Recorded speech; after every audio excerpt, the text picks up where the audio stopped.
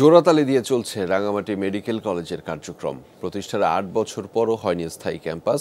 শ্রেণীকক্ষ ও ছাত্রাবাস সংকটে রয়েছে শিক্ষার্থীরা।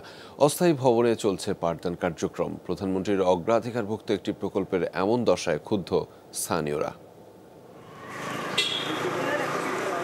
২০১৪ সালে শুরু রাঙামাটি মেডিকেল কলেজের যাত্রা।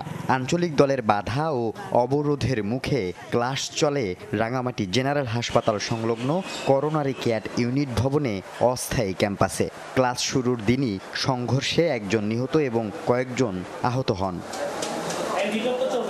৮ বছর পরও হয়নি নিজস্ব ভবন। একই সময়ে অনুমোদন পাওয়া রাঙামাটি বিজ্ঞান ও প্রযুক্তি বিশ্ববিদ্যালয়ে নিজস্ব ক্যাম্পাসে চলে গেলেও ঝুলে আছে মেডিকেল কলেজের স্থাপনা নির্মাণ। ৮ ব্যাচের শিক্ষার্থীদের মধ্যে ২ ব্যাচ বের হয়ে গেছে। নানা সংকটে আছেন বর্তমানে অধ্যয়নরতরা।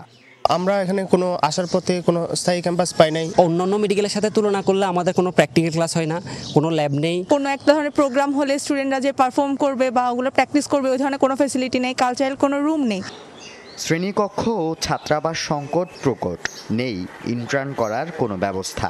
এখনো পর্যন্ত আবাসন ব্যবস্থা করে দেয়নি, আমাদেরকে হল থেকে বের করে দেওয়া হয়েছে। মাসিক যে ভাতাটা আমরা পাওয়ার কথা, এখন পর্যন্ত ৫ মাস হয়ে গেল, আমরা এখন পর্যন্ত আমাদের ভাতা পাইনি। প্রধানমন্ত্রীর অগ্রাধিকার প্রকল্পের এমন ধীরগতিতে ক্ষুব্ধ স্থানীয়রা। এখানে যে চিকিৎসা সেবা আমাদের পাওয়ার কথা ছিল, যে সুযোগ সুবিধা সেটা থেকে বঞ্চিত।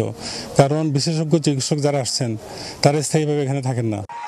হ্যাচারি এলাকায় ২৬ একর জায়গা অধিগ্রহণ হলেও প্রকল্পের অগ্রগতি নেই।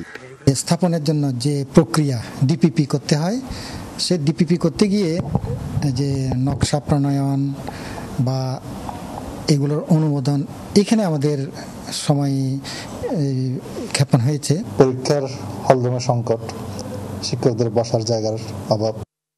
রাঙামাটি মেডিকেল কলেজে গত ৮ বছরে শিক্ষার্থী ভর্তি হয়েছে ৪০৮ জন। Al Amin Shikder, Jamuna news. Ceylon family ব্লেন্ডের কড়ালিকার আর সতেজ স্বাদের পারফেক্ট ব্লেন্ডে স্বপ্নেরা মেলুক টানা।